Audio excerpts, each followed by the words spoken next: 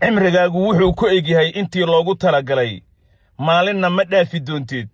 waxaa la oran doonaa hebel waa uu xijaabtay daqiiqado kooban ayuu warka geeridaada ku faafi doonaa bulshada oo dhan meydka hal la dhaqo ayaa ku xigi doonta mara magaceeda kafan la yiraahdo ayaa lagu duubi doonaa aaska hal la dedejiyo ayaa la oran doonaa inta dhaqidda meydka ku mashquulsan mooyee inta kale oo weliba badan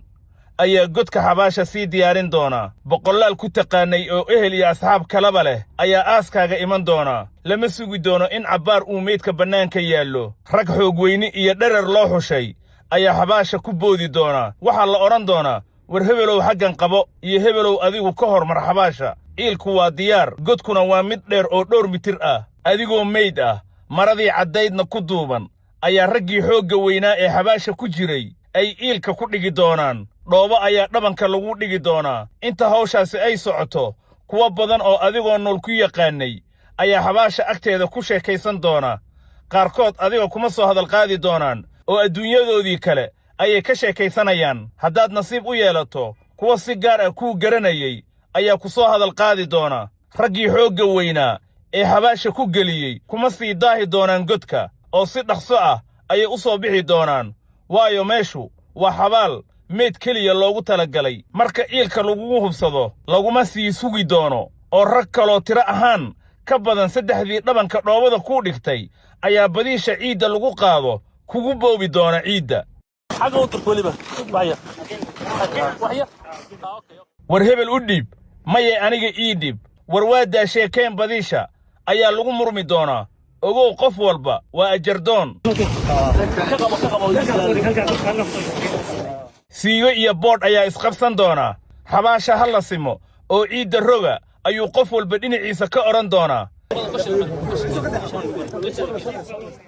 waxaasi oo dhan daqiiqado kooban ayay dhici doonaan inta badiisha ciidda heshay mooyee intii kale ayaa gacmahooda ciidda ku guri doona dhammaan dadkaasi waxay doonayaan in xabaashaadu ay wanaagsanaato qabriga waa la simi doonaa astaan lagu gartana waa la suri doonaa dhagxaan sii diyaarsaneed ayaa xabaasha la saari doonaa qof dadka ka mid ah ayaa dadka hawshaasi wada hegi doona qof walba oo aaskaaga yimid nasiib uma yeelan doono in hawsha socota uu ka qayb noqdo marxuumka ha la cafiyo iyo duco ayaa la raacin doonaa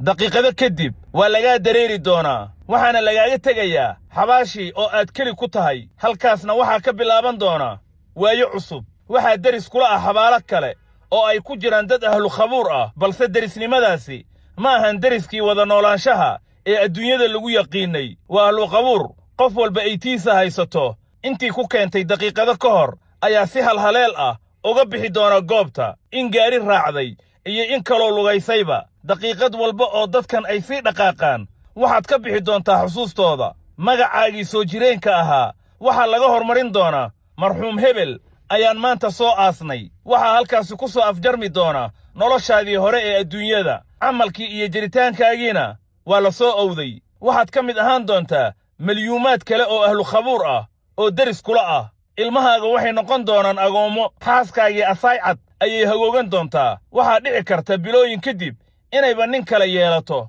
haddaad xoole adduun ka tagtay dhaxalkii xoolahaaga in la qaybsado ayaa bilaaban doonta saaxiibkaagii kuugu dhowaa kuma xasuusan doono sariirtaadii hurdada macaanaydna kuma tebi doonto dhar wixii aad lahayd waa la sadaqayn doonaa kabahaagii ma odhan doonaan hebel baa beri ugu xarragoon jiray jifadii aad ka dhalatay kuuma soo ducayn doonto qabiilkii jifadaasi ka korreeyeyna waxaad u tahay marxuum beri hore noolaan jiray reerkana ka mid ahaa siyaasigii saaxiibkaaga ahaa booskaagii mid kale ayuu gashan doonaa tiifigii guriga ku yaallay qof kale ayaa daawan doonaa haddaad geel lahaydna waa la qaybsan doonaa geelaasi maqaayaddii aad ka sheekayn jirtay kuma tebi doonto oo mid kale oo shaah ka cabba ma waayi doonaan fadlan la soco qaybta kale